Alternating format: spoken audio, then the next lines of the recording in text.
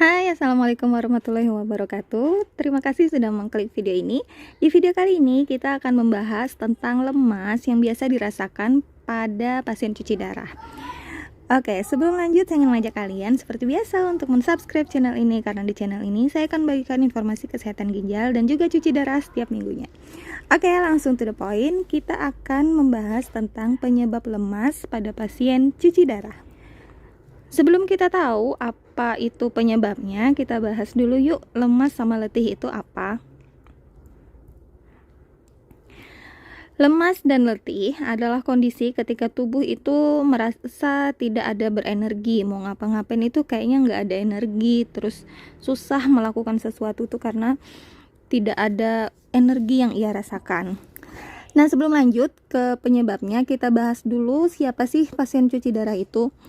Pasien cuci darah tentunya adalah pasien-pasien yang mengalami chronic kidney disease atau gagal ginjal kronis, yang dimana pasien dengan gagal ginjal kronis ini akan mengalami yang namanya penurunan fungsi ginjal.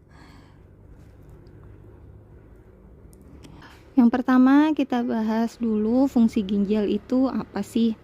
Nah, fungsi ginjal ini adalah untuk membuang zat sisa metabolisme tubuh.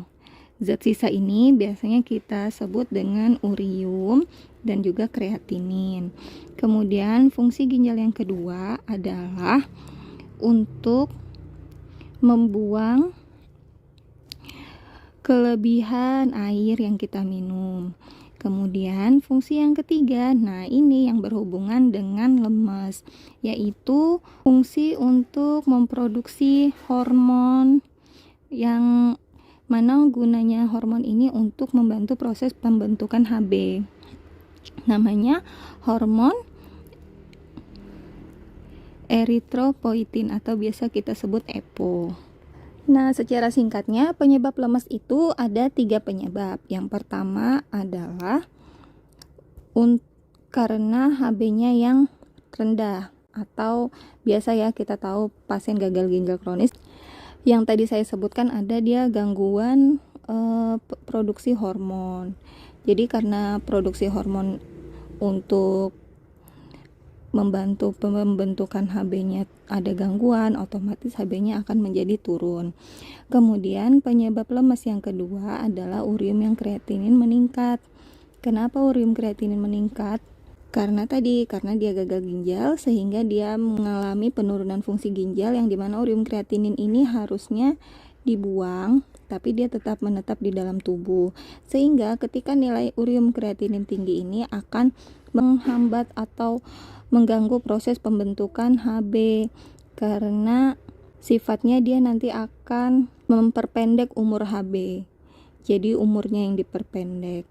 Ketika harusnya 3 bulan dia terbentuk kembali, tapi ketika ada urium kreatinin yang tinggi ini belum 3 bulan dia udah mati HB-nya atau sel darah merahnya.